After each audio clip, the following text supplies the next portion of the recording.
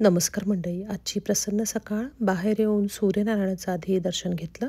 आज आभाळ असल्यामुळे सूर्यनारायणाचं दर्शन होण्यासाठी थोडं थांबावं लागणार होतं. ठरल्याप्रमाणे ट्रेलवर लांबपर्यंत फिरायला गेले. हिरवागार निसर्ग, त्यातले विविध पक्षी, त्यांचे आवाज ऐकून सकाळी सकाळी खरंच मन प्रसन्न होतं. घरी येऊन सगळं आवरून आधी दारापुढे रांगोळी काढली, देवपूजा केली. आज आषाढी एकादशीचा दिवस, त्यामुळे सगळं छान मांडून विठ्ठल रुक्माईची मूर्ती ठेवली. छोटी जी देवघरातली मूर्ती आहे त्यावर अभिषेक केला, मनोभावे पूजा केली. आषाढी एकादशी, ज्याला देवशयनी एकादशी सुद्धा म्हणतात, ही आषाढ महिन्यातील शुक्ल पक्षातील एकादशीला येते.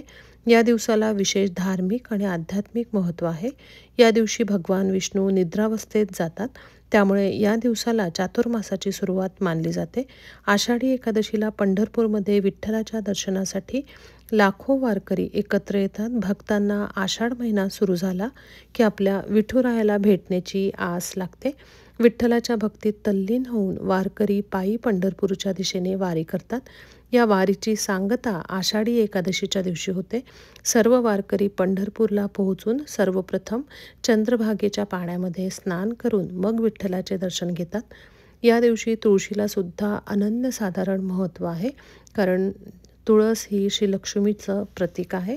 आषाढी एकादशीचा उपवाससुद्धा सगळेजण करतात, कारण आषाढ महिना हा पावसाच्या ऋतूमध्ये सुरू होतो. हा प्राणीमात्रांसाठी प्रजनन क्षमतेचा काळ समजला जातो.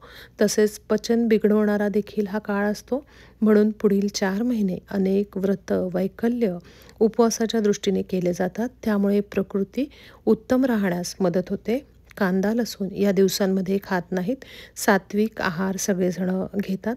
आमचं सगळं छानपैकी आवरून नैवेद्य पूजा करून आम्ही संध्याकाळी हिंदू सोसायटीच्या मंदिरात आषाढी एकादशीनिमित्त जो कार्यक्रम होता तो बघण्यासाठी आम्ही गेले होतो. तिकडे दिंडी, पालखी, भजन संध्या होती. सगळे भाविक तिकडे जमलेले होते. विठ्ठल नामाच्या गजरात सगळा परिसर तिकडे दुमदुमला.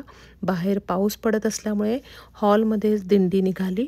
सगळे ताल धरून नाचत होते. नैवेद्य दाखवून शेवटी आरती झाली. मंत्रमुग्ध होऊन सगळेजण आरत्या म्हणत होते. सगळं वातावरण खूप प्रसन्न वाटत होतं आणि सगळ्यांनी फराळाचा एक एक पदार्थ तयार करून आणलेला होता. आरतीनंतर सगळ्यांना प्रसाद देण्यात आला. शेवटी भजन संध्या होती आणि शेवटी सगळ्यांनी खूप छान सुंदर सुंदर विठ्ठलाची भजनं म्हटली. खूप छान प्रकारे आषाढी एकादशीचा कार्यक्रम इकडे अमेरिकेत साजरा करण्यात आला. धन्यवाद.